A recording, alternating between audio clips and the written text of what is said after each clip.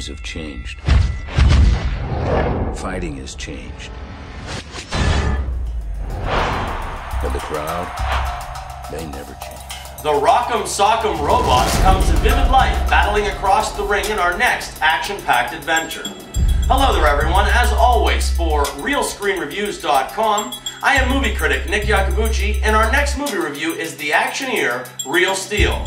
This little bit of everything opened in wide release on Friday, October 7, 2011, and it stars Wolverine himself, Hugh Jackman, Evangeline Lilly, Hope Davis, and Dakota Goyo. I think that's Yo-Yo with a G. Real Steel comes to us from director Shawn Levy, which is really a surprise to me. Shawn Levy has made a career out of directing lighthearted family comedies such as Cheaper by the Dozen and The Pink Panther, both starring Steve Martin, and The Night at the Museum films. This time out, he departs the straight-to-family genre and tries to incorporate some action into this more mature PG-13 adventure. This tale tells us of a down-on-his-luck dad named Charlie Kenton, played by Hugh Jackman. He has recently reconnected with his estranged son Max, and together they are training an underdog of a robot to try and accomplish the almost impossible goal of winning the coveted championship. Along the way, the father and son will learn lessons both in and out of the ring, and Charlie, having already hit rock bottom, will struggle to prove himself to his son. It all comes down in a head-to-head, no-rules battle of a winner-take-all tournament to finally test, once and for all, if Charlie and Max have what it takes. Well, people, just in the trailer alone, I think that I saw about 5 movies in there. Let's see, there's Rocky, The Transformers, The Karate Kid, The Champ, and The Game Plan. Now, I'll get all of the accolades for this film out of the way right now. The movie looks really good. Okay, that being said, I really don't have anything else kind to say about Real Steel, and I'll do my best to try and be gentle along the way, but I doubt that I will. I can see dads finding a soft spot considering the topic being covered in the film, and the target audience is definitely going to enjoy this. However, other than that, you're only going to like this movie if you're about 11 years old or if that is your IQ. I think this movie is so bad I don't even know where to begin. I'll start with the kid is not a very good actor, really at all. Every moment that was supposed to be dramatic was as ridiculous as it was laughable. Now, coming off the heels of September, which is probably the best month for movies in my entire life, Real Steel just felt like rusted junk. I've been spoiled with the likes of Warrior, Drive, Moneyball, and 50-50, and to follow those with such a structured and predictable script was nothing short of depressing.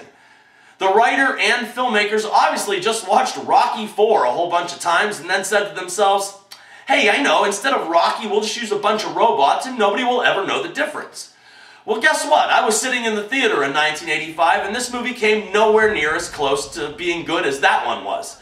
The villainess with the Russian accent, the montage, and even the line describing the main opposing robot Zeus was just about plagiarized from Sylvester Stallone labeling Ivan Drago. Whatever he hits, he destroys. Why didn't you just do the audience a favor and conceive an original thought? Real Steel is based on a short story, and too bad it wasn't a short film. On top of everything else that I've already said, it's not a very smart movie either.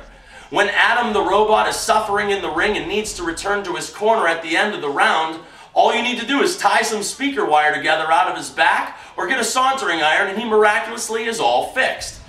Then this 11-year-old kid can build and program these robots. I'm sorry, is he Hugh Jackman's kid or the illegitimate child of Sheldon Cooper from TV's The Big Bang Theory?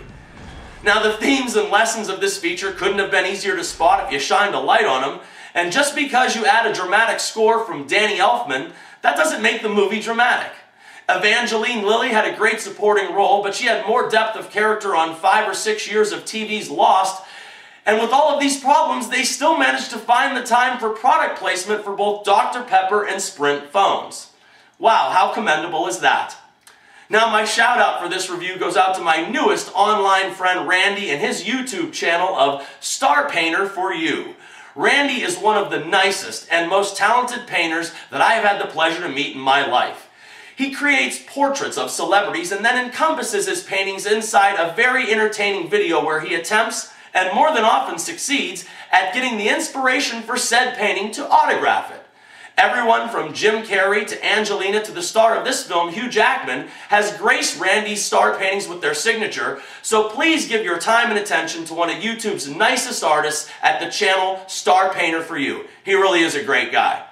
At 2 hours and 7 minutes, Michael Bay couldn't have saved Real Steel, let alone Shawn Levy. Then during the finale, the love interest was in tears and the little kid was crying as well. Well, this didn't surprise me at all because I too was also crying. I was crying tears of joy because this piece of junk and waste of time was almost over. In fact, I'm going to end this review with a joke as bad as the film itself. After spending $10.75 to see Real Steel, when I was leaving the theater, the only feeling that I had was that I had just been kicked in the nuts and bolts. An extremely weak recommendation of only 1 star out of 4. And remember people, I'm not always right, but only when it comes to the movies, and thank you for your attention.